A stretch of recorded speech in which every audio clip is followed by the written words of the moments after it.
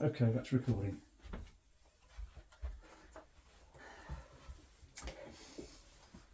Hi folks. Right, we've just had a hiccup. This is going to be our first apple tasting video for the 2022-2023 season. This was our second take. Yes, we've actually recorded the whole thing and nothing has actually been saved. We've done the whole tasting. It's most frustrating. So what we're going to have to do is to summarise what we've done with the 14 different apples, and then we'll show our score sheet. And by the way, we're recording this on a mobile phone. Yeah. So we hope the quality's okay. We've had a rather strange season this year because we've had a lot of hot days, very warm evenings, and this has affected the development of a lot of the fruit. I've collected the varieties that are sort of eatable and reasonably good, and we've just done the tasting, as I said, and what we can do now is go through these different apples and just say a little bit about what we found with each one. The very first one, I'll just get our score sheet so we can see it as a prompt.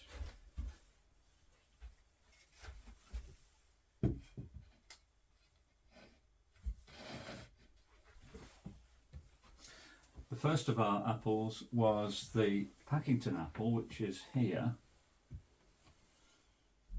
and this is an apple that's usually ready on October the 12th or thereabouts. It's a dual purpose apple, a cooking apple that eats reasonably well, or an eating apple that cooks reasonably well.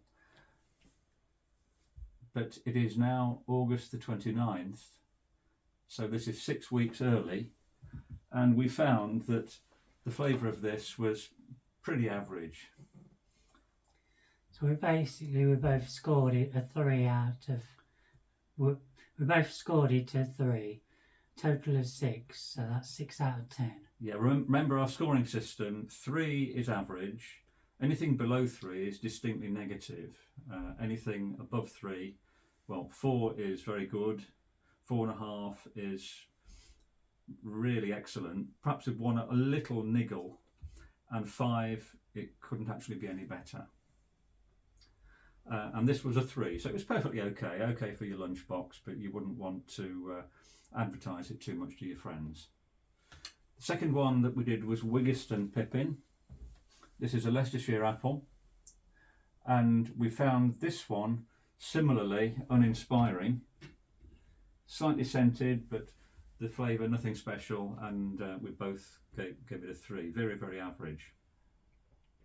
The third one is Eccentric. This is an apple that we got from Ukraine, and this is a seedless apple.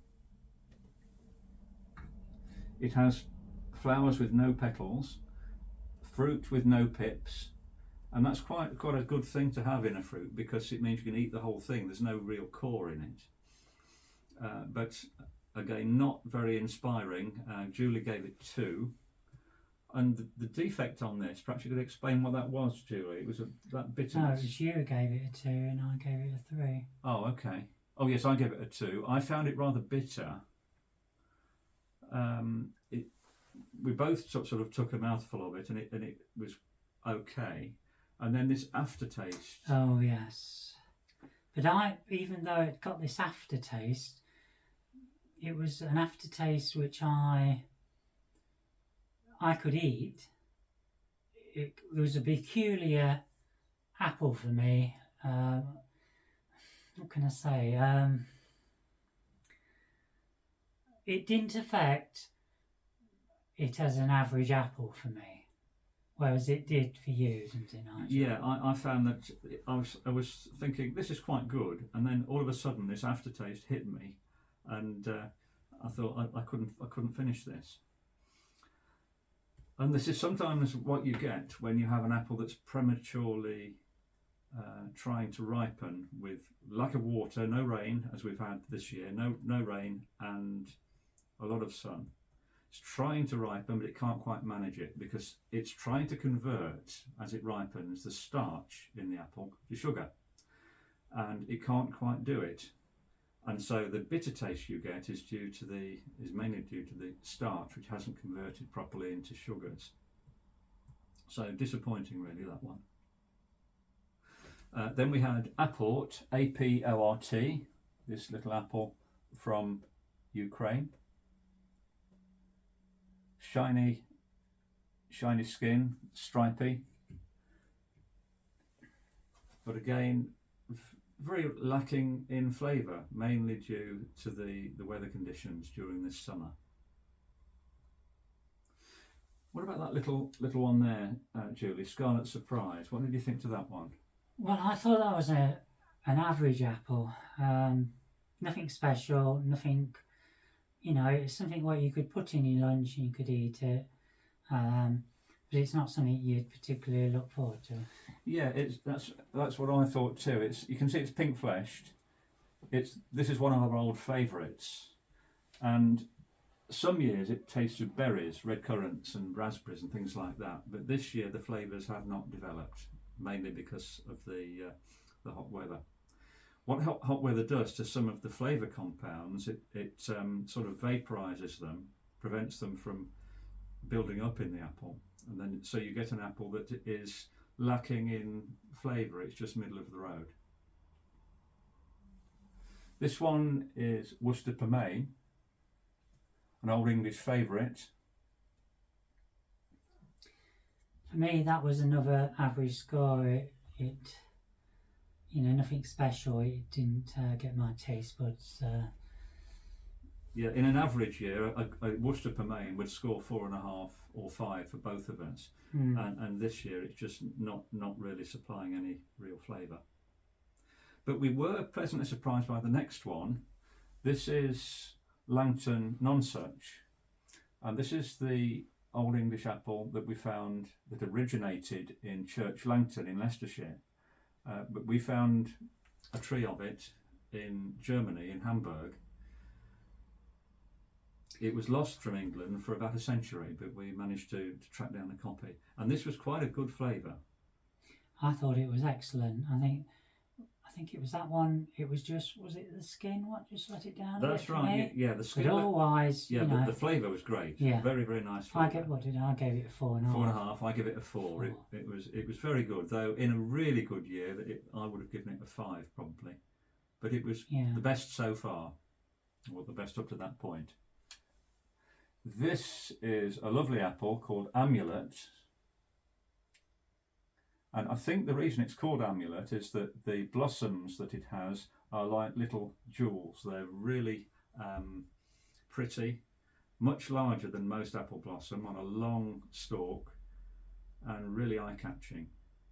And Julie, what did you think to this one? I thought it was excellent. Yeah, I gave it a 5 out of 5. Yeah, I give it a 4.5. It's got quite a rich flavour for an early-ish apple. A lovely skin finish, shiny, red, really lovely excellent. Taste, yeah, lovely taste, and I gave that a high score too. This one you might recognise from previous tastings. This is Queen Caroline. It's a Leicestershire apple. It's a cooker that you can eat when it goes yellow, usually. In a good year, it makes a reasonable eating apple when it's gone yellow. It's interesting to see the colour change. Yeah, you can see on standing, it's sort of half an hour since we finished our first take, and you can see it's browned quite a lot. Yeah. Not a very good eater. Both of us scored it at less than 3. Yeah. I think, what was it, 2.5? Yes. 2.5. And the next apple is supposed to be a red-fleshed apple, the Doubleman apple from Stockholm.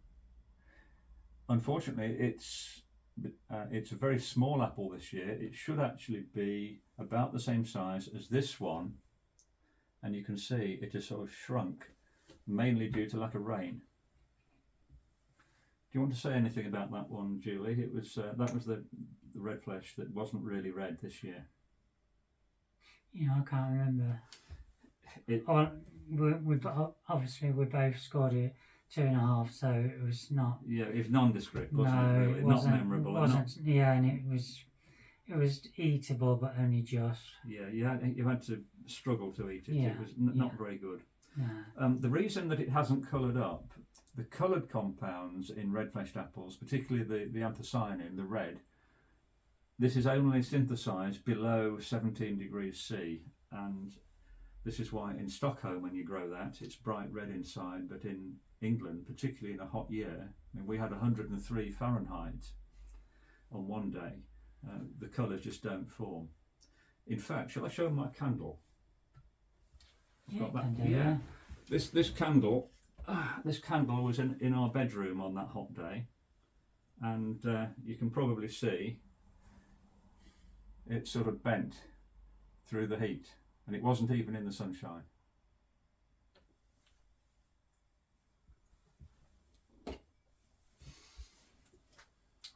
Right, the last four we have here, we have Discovery, which is very familiar to people who like apples. It's an early apple. It's the commonest early apple in England, I think. Again, a bit small this year. Yes, yeah, small this year. It's only half the size that it should be, but it was reasonable, not up to its normal standard. What did you give it, Julie? I gave it a 3.5. Yeah. You gave it a 4.5. Yeah, I gave it 4.5. I thought the taste was okay, but a little bit of bitterness afterwards, a bit starchy, and the skin isn't quite right. And Rosette, which is extremely similar, same DNA fingerprint for Rosette and Discovery. This is usually red inside, but you can see it's a sort of dirty pink colour. Now you preferred this one, Julie. Better than that one, yes. Yeah. I mean, it wasn't superb, but it was very acceptable. Yeah. But again, too small. And then finally, we looked at an old favourite, Laxson's Fortune, which, in spite of the hot weather and lack of rain, a few of the apples on the tree have developed quite well, and we were both unhesitating in giving this 5. Yeah, it was lovely. Yeah, very, very nice. And it even is quite scented. There's a little bit of hint of aniseed in it. It's lovely. The skin was fine. Yeah, no fault with that. Yeah, the best one we've seen this morning. Yeah.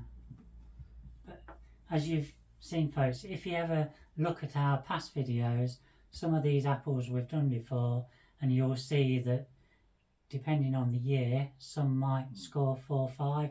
Another year they might only score 2.5 or 3. Yeah. So don't get put off by the scores what we're giving them this year. You need to look over the past few years to see. Yeah, there will be some people watching here that bought an apple tree a year or two ago and have had really bad fruit this year, and you might think, I don't like that variety, let's get rid of the tree. Well, don't, because this year is not representative. Yeah. Give it a chance. See what happens next year and the year after. And also, when you pick it, it's gonna. And when you pick it, yes, make sure that when you pick it, or when you've picked one, when you slice it through, make sure that the seeds are very dark, because if they're not, it's not ripe. Yeah, if you get white pips, then it's not ready. The last apple we looked at was one of our seedlings, seedling 610. It's actually a seedling of an old English apple, Darcy Spice, which has a very rich aromatic flavour. And this was quite acceptable. It was crunchy, texture was okay, but it was lacking flavour. It is an apple that has scored 5 in previous years, and it only scored 4 for me because I'm biased, because I bred it, and Julie gave it 3.5. Yeah. I am sorry that this is a sort of abbreviated video. Circumstances out of our control, I'm afraid, but we will do our best next time to make sure we have a backup video camera, and hopefully we'll be able to go at a more leisurely pace. Yeah. Okay. Thanks Thank for you, watching, everyone. and we'll see you again soon. Yeah. Okay. Bye.